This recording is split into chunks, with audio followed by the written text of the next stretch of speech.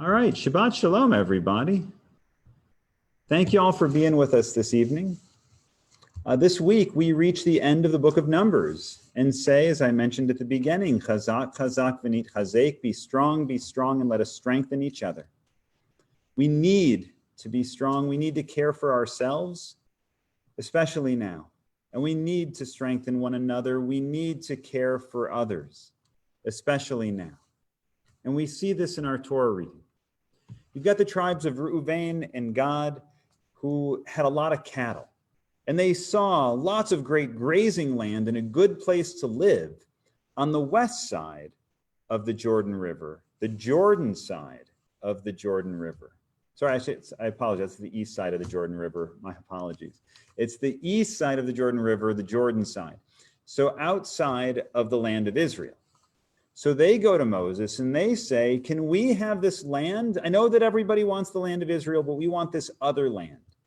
And what was Moses' reaction? He was not happy.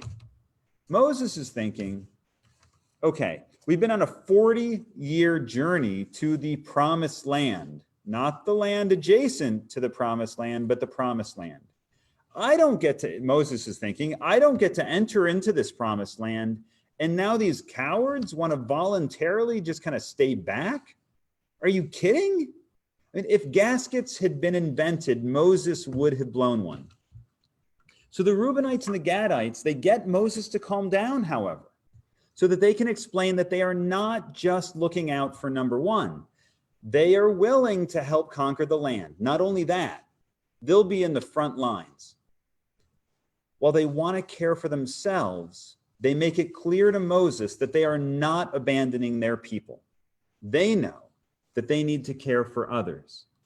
They stress that this is not an us versus them situation. It's not about we or anything along those lines. It is ultimately about us. It's about us. And today, in the world that we live in, I am missing that. We are in the midst of a 3-week mourning period leading up to Tisha B'Av, the 9th of Av, which is the saddest day of the Jewish calendar. We recall the destruction of the temples in Jerusalem and all of the horrible things that have befallen our people. But right now, what am I mourning most of all? I'm mourning that sense of loss, that sense of us that I don't feel is as much a part of our society as it should be. It doesn't matter what the issue is today. If it's COVID, there's an us and there's a them. Going back to school, there's an us and there's a them. Racism, there's an us and there's a them.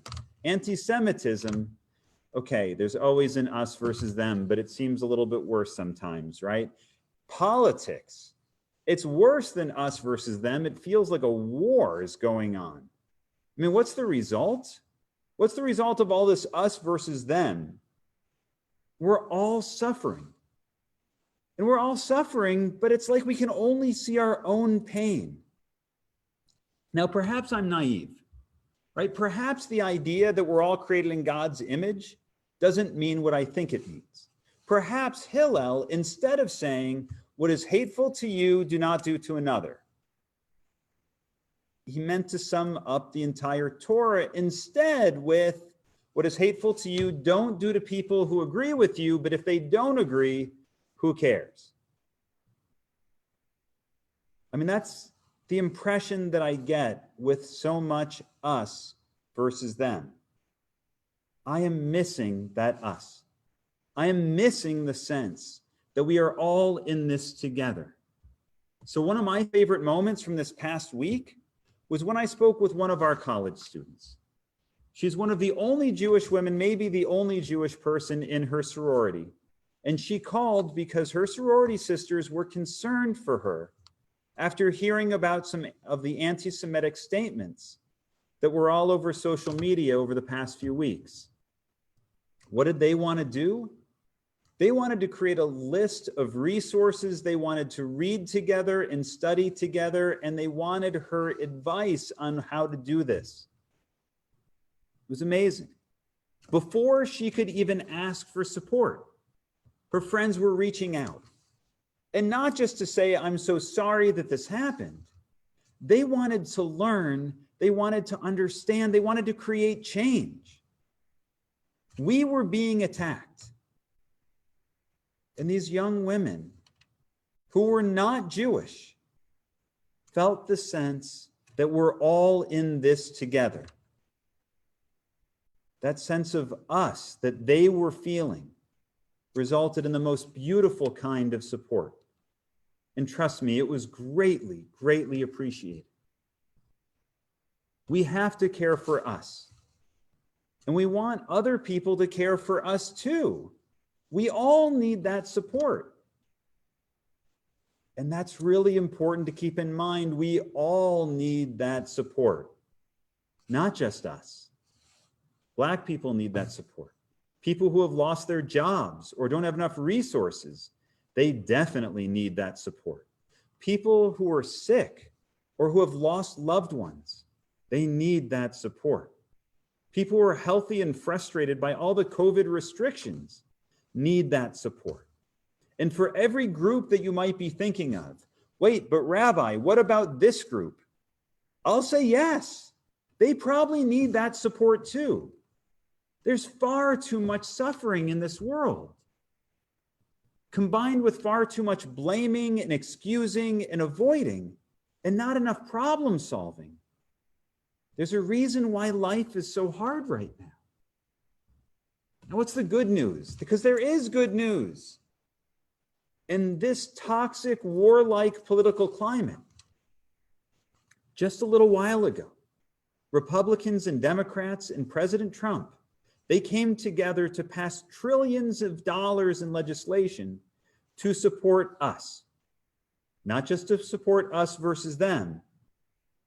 It was to support all of us. Now, of course, it wasn't perfect. And of course, we can nitpick because, of course we can.